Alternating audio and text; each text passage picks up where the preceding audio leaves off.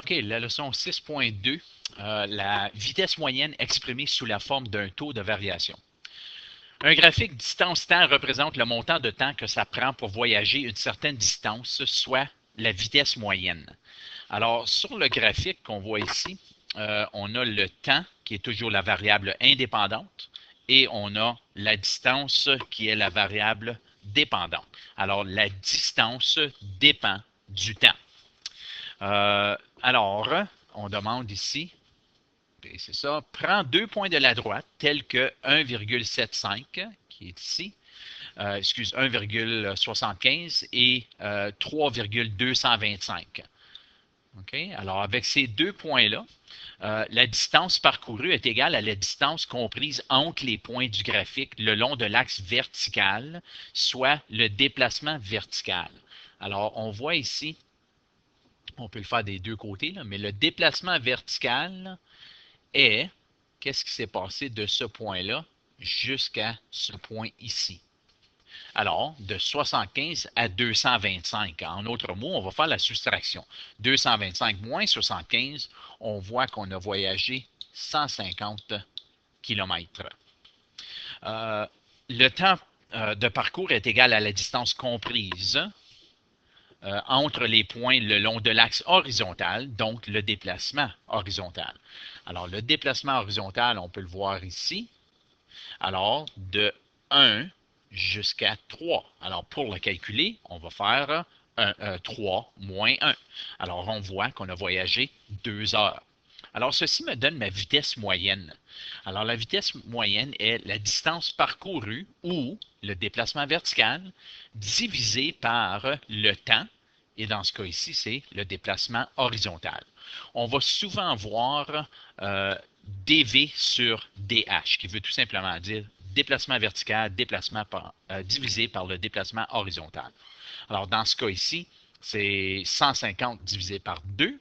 Alors, mon déplacement vertical, on avait vu que c'était 150 divisé par 2, qui me donne ma vitesse moyenne, qui est 75 km à l'heure. Alors, on appelle l'expression déplacement vertical sur le déplacement horizontal, on appelle ça le taux de variation ou, moi je vais souvent juste utiliser TV. Alors, c'est la mesure de l'inclination d'une droite. Le taux de variation t'indique de combien d'unités tu dois te déplacer vers le haut ou vers le bas pour chaque déplacement de 1 unité vers la droite. Alors, quand je me déplace de 1 unité vers la droite, je dois me déplacer de 75 unités vers le haut. OK? Alors, le déplacement, on calcule tout le temps ça, le déplacement vertical divisé par le déplacement horizontal. Ou on peut le faire de l'autre côté, le déplacement vertical sur le déplacement horizontal. Alors, regardons maintenant l'exemple 1. Nathalie part du centre-ville d'Ottawa pour aller rencontrer une amie au lac d'Ottawa qui se trouve 6 km plus loin. Elle part en patin le long du canal Rideau. Nathalie parcourt 1 km en 5 minutes. Alors, A, suppose que Nathalie continue de patiner à cette même vitesse, représente la distance parcourue par Nathalie dans une table de valeurs ainsi que dans un graphique. B, détermine le taux de variation à partir des premières différences, ainsi qu'à partir du déplacement vertical et horizontal sur le graphique. Combien de temps Nathalie met-elle pour se rendre au lac d'Ao, puis quelle est la vitesse moyenne? Alors, premièrement, A, ça dit de faire une table de valeurs. Bien, on va dire que c'est le temps et la distance. Lorsque le temps est 0, la distance est 0. À 5 minutes, on a dit qu'elle voyage 1 km. Puis je vais dire ici, la distance est représentée en kilomètres, puis le temps, c'est en minutes. Alors, je sais qu'à 10 minutes, elle sera rendue à 2 km, à 15, 3 km, et après 20 minutes, elle sera rendue à 4 km.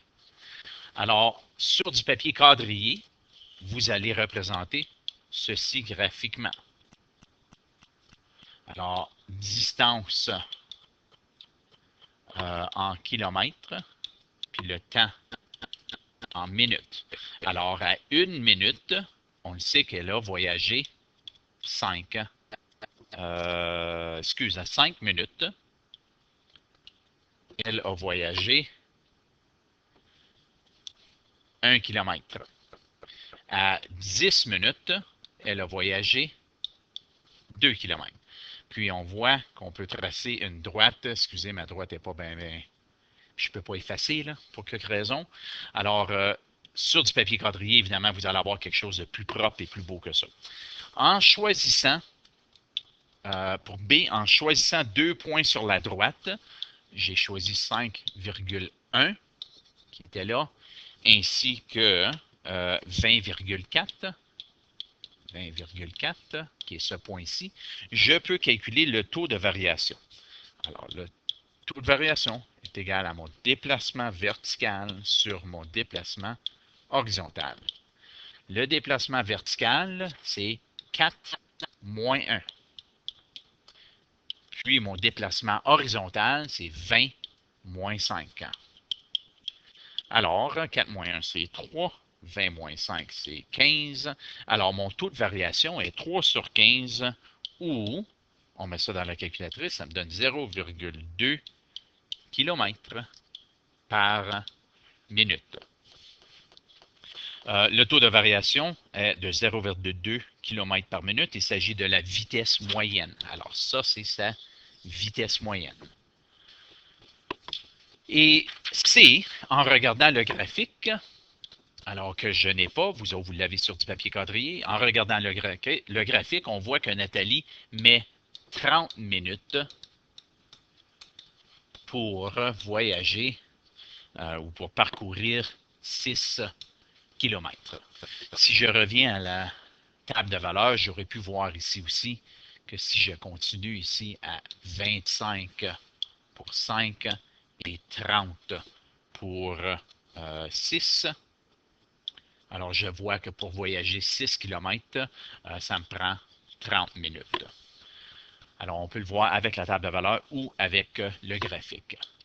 Puis, D me demandait la vitesse moyenne de Nathalie qui est 0,2 km par minute.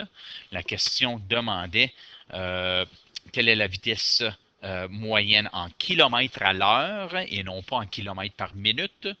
Bien, tandis que je l'ai en minutes maintenant, je vais tout simplement faire 0,2 fois 60 minutes qui va me donner 12 km à l'heure. Ça, c'est la vitesse moyenne de Nathalie en kilomètres à l'heure. Alors, aux pages indiquées, il y a des problèmes qu'on peut pratiquer 205 et 206.